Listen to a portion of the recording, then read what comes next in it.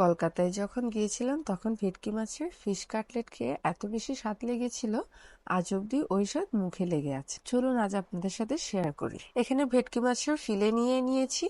আপনারা চাইলে অন্য কোনো মাছের ফিলেও ব্যবহার করতে পারেন। শিলপাটার লুড়ি দিয়ে আমি একটু থেতলিয়ে নিচ্ছি। আপনারা এই কাজটা যে কোনো ভারী জিনিস দিয়ে করতে পারেন। তারপর আমি একটা টমেটো, 2-3টা কাঁচামরিচ আর কিছু ধনেপাতা ব্লেন্ডারে ব্লেন্ড করে নিলাম। তারপর মশলার জন্য নিয়ে নিচ্ছি কিছু গোলমরিচ, 1 টুকরা দারচিনি, 2-3টা এলাচ, সামান্য জিরা এবং সামান্য ধনে। সব মশলায় আমি পাটায় এক এক করে পিষে নিচ্ছি। একদম মিহি করে পিষতে হবে না, একটু গোটা গোটা থাকলেও হবে। এবার একটা বড় প্লেটে সামান্য ফিশ মশলা, সামান্য ধনে জিরে গুঁড়া, সামান্য হলুদ এবং প্রায় একটার মতো রসুন কুচিয়ে নিয়েছি। কলকাতার অনেক স্টলে ওরা সর্ষে বাটা ব্যবহার করে, আবার অনেক স্টলে কাসুন্দি ব্যবহার করে। আজকে আমি কাসুন্দি ব্যবহার করছি প্রায় 2 চামচের মতো। এখানে নিয়ে নিচ্ছি 2 চামচের মতো সয়া সস, 2 চামচের মতো ওয়েস্টার সস, 2 চামচ টক দই আর ব্লেন্ড করে রাখা কাঁচামরিচ ধনেপাতার পেস্টটা দিয়ে দিচ্ছি। দিয়ে দিব সামান্য বিট লবণ। পকোড়া বা ভাজা পোড়া জিনিসের মধ্যে বিট লবণ ব্যবহার করলে স্বাদটা অনেক বেশি ভালো হয়। এবার স্বাদমতো লবণ এবং পাটায় পিষে রাখা মশলাগুলো দিয়ে দিই। সব মশলা আমি এখন একসাথে ভালোভাবে মাখিয়ে নিব। এবার এক এক করে ফিশ ফিলেগুলা দিয়ে এই মশলার সাথে মাখিয়ে 3 থেকে 4 ঘন্টার জন্য রেস্ট করতে রেখে দিব। মাংস বা মাছ যাই আপনি ম্যারিনেট করে বেশি সময়ের জন্য রাখবেন, সেটাই অনেক বেশি স্বাদ বাড়বে। কারণ মশলাটা আপনার ফিশ বা মাংসের সাথে ভালোভাবে সেট হতে পারবে। উপর থেকে হালকা একটু লেবুর রস আর একটু সরষের তেল ছড়িয়ে দিচ্ছি।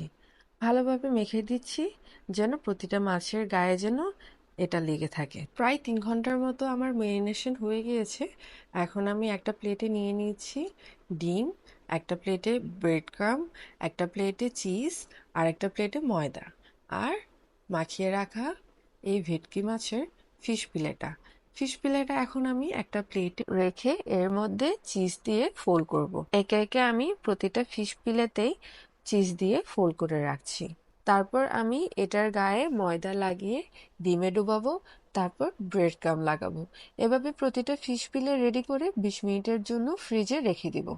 এতে করে ব্রেড ক্রাম্ব এবং চিজের সবকিছু ভালোভাবে সেট হবে এবং কোনো কিছুই তেলে দেওয়ার সাথে সাথে খুলে যাওয়ার ভয় থাকবে না। ফ্রিজে রাখার সময় অবশ্যই আমরা নর্মাল ফ্রিজে রাখবো। কলকাতায় এই ফিশ কাটলেটটা যখনই ওরা স্টলগুলোতে সেল করে তখনই ওরা এভাবে ব্রেড ক্রাম্ব চুবিয়ে ফ্রিজে রেখে তারপর বিকেলের দিকে বের হয় এই ফিশ কাটলেটটা সেল করার জন্য। আপনি চাইলে কাঁচা ফিশ কাটলেটটাও কিনে আনতে পারেন, যেটা বাসায় এনে আপনারা ফ্রাই করে খাবেন, আর চাইলে স্টলে বসেও খেতে পারেন। এই ফিশ কাটলেটটা মূলত ওরা কাসুন্দি বা মাস্টার্ড সস আর মেয়োনিজ মিক্স করে সার্ভ করে থাকে। আমি ফ্রিজে রেখেছি, প্রায় 20 মিনিটের মতো হয়ে এসেছে। এখন আমি এগুলো ডিপ ফ্রাই করে নিচ্ছি। ফ্রাই করার সময় আপনাদের অবশ্যই খেয়াল রাখতে হবে যেন আপনাদের তেলটা অনেক বেশি গরম না থাকে। অনেকটা আমরা জিলাপি যেভাবে ফ্রাই করি ঠিক ওইভাবে ফ্রাই করতে হবে। প্রথম দিকে চুলার আঁচটা একটু কমিয়ে ফ্রাই করব। যখন ভেতরের অংশটা হয়ে গিয়েছে তখন আমরা একটু বড় করে ফ্রাই করব যেন আমাদের বাইরের অংশটা একদম ক্রিস্পি গোল্ডেন কালার হয়।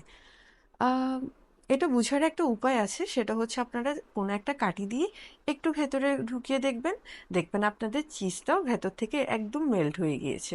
বেশিটা ঢুকাবেন না, আর অনেক বেশি বড় বা মোটা কাঠিও ব্যবহার করবেন না, টুথপিক ব্যবহার করলে সবচেয়ে বেশি ভালো হয়। আশেপাশে সাউন্ডের কারণে আমার এই ফিশ কাটলেটটা এত বেশি মুচমুচে হয়েছে সেটা আর ধরতে পারিনি। আমার এই ভিডিও ভালো লাগলে প্লিজ একটা লাইক দিয়ে দিবেন, আর চ্যানেলটিতে নতুন হলে সাবস্ক্রাইব করে পাশে থাকবেন। আপনারা বাসায় ট্রাই করলে কেমন হয়েছে জানাবেন কিন্তু।